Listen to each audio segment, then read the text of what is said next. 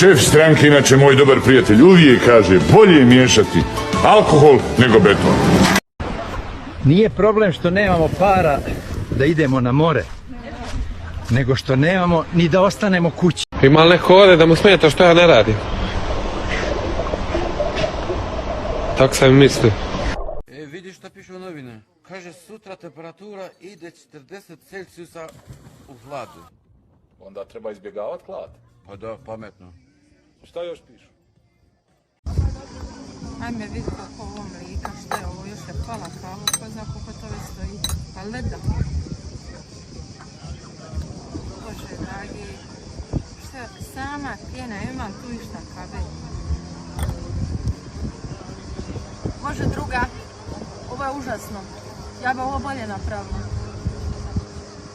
Neka do vrha, skoro evo vidi ovo, pjena. Svašta ljudi moji, svako da nas radi u Bosni. Evo ga gledalci, znam i ja sam uzbuđen. I evo naše Dike, evo naše plivačke Nade, evo našeg Dragana.